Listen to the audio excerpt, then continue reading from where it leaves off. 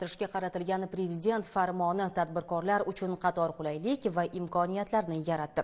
Uning mazmun mohiyatini tadbirkorlarga yetkazish maqsadida davlat soliq xizmati organlari tomonidan joylarda targ'ibot ishlari olib borilmoqda.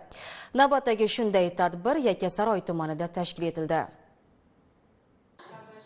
Mamlakatimizda kichik tadbirkorlikni qo'llab-quvvatlash davlat siyosatining ustuvor yo'nalishlaridan biri hisoblanadi. Shu sababli so'nggi yillarda kun sayin tadbirkor va ishbilarmonlarga qulay sharoitlar yaratilib berilmoqda. Davlatimiz rahbarining 100-sonli farmoni esa aynan tadbirkorlar kutgan tarixiy hujjat bo'ldi desak, xato qilmagan bo'lamiz. Toshkent shahar davlat soliq boshqarmasi hamda Yakkasaroy tumani davlat soliq inspeksiyasi tomonidan tashkil etilgan seminarda 100-sonli farmon haqida tadbirkorlarga to'liq ma'lumotlar berildi. Tadbirda so'zga chiqqanlar ta'kidlaganidek, davlatimiz rahbari farmonining asosiy maqsadi tadbirkorlarni ortiqcha byurokratik to'siqlardan xalos qilish, biznes yuritish jarayonlarini soddalashtirish hamda ularning iqtisodiy faolligini yanada oshirishdan iborat. Yangi tartiblarga ko'ra endilikda tadbirkorlik subyektlari uchun davlat xizmatlaridan foydalanish imkoniyatlari kengaytirilib, ruxsat berish va hisobot topshirish jarayonlari raqamlashtirilyapti.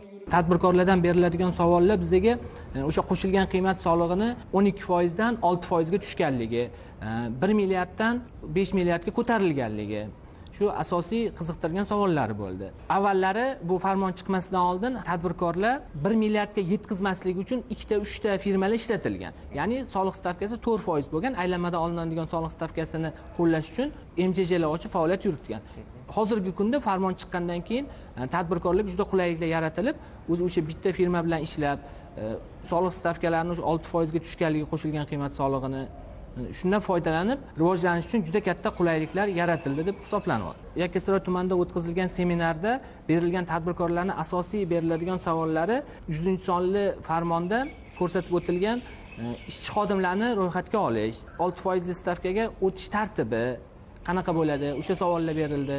100-sonli farmon asosida soliq tizimida tadbirkorlarga bir qator yengilliklar joriy etilmoqda. Bu esa kichik biznes vakillarining moliyaviy yukini kamaytirish, ishlab chiqarish va xizmat ko'rsatish hajmini kengaytirishga sabab bo'layapti. Ayniqsa, yangi tashkil etilgan korxonalar uchun qulay shart-sharoitlar yaratilishi iqtisodiyotda yangi ish o'rinlarining paydo bo'lishiga turtki bermoqda. Farmon chiqqunga qadar 12% qo'shimcha qiymat solig'i to'lab kelayotgan edik. Endi mazkur farmonga asosan 6% tadbirkorga teng yarimiga imtiyoz berildi. Biz buxgalter bilan o'zaro hisob-kitob qilib ko'rdik, qaysi soliq turida o'tganimizda ko'proq davlatga soliq to'laymiz yoki korxona ko'proq foyda qoladi deb turdim. 100-farmondan kelib chiqqan holda teng yarimi korxona foydasiga qolmoqda. Davlat rahbarining tadbirkorlarga ko'rsatgan imtiyozidan bittasi foyda solig'ini to'lashdan ozod etdi. Birinchidan buxgalter foyda solig'idan hisob-kitob qilmaydi, topshirmaydi.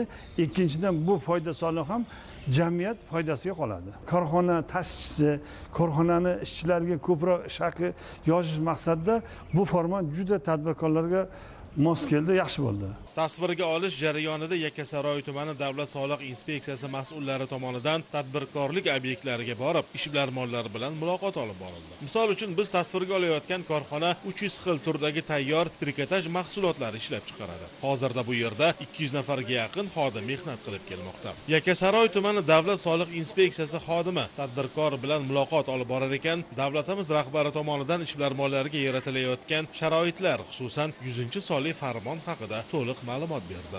Yaqinda chiqqan O'zbekiston Respublikasi Prezidentining 100-sonli farmoni biz kutgan asosiy hujjat deb hisoblaymiz. Sababi tadbirkor ishlab chiqarishi qanchalik yaxshi bo'lsa, qancha daromad ko'p olsa, demak soliq tushumi ham shunchalik ko'payadi davlatga. Biz ishlab kelayotgan davrimiz davomida soliq inspeksiyasi va soliq boshqarmasi tomonidan bizga har doim ko'makchi bo'lib kelgan, har doim yordam beradi. Har doim masalamizni operativ hal qiladi. Buning uchun katta minnatdorchilik bildiramiz. Xulosa qilib aytganda, mazkur farmon tadbirkorlarga yaratilayotgan qulayliklarning yangi bosqichini boshlab berdi. Biznes yuritishning soddalashuvi, moliyaviy ko'mak mexanizmlarining takomillashuvi va davlat tomonidan berilayotgan keng imkoniyatlar mamlakat iqtisodiyoti taraqqiyotiga xizmat qiluvchi muhim omil bo'lib qolmoqda. Sardor Mirfuzalov, Sarvar Sobirjonov, Poytaxt.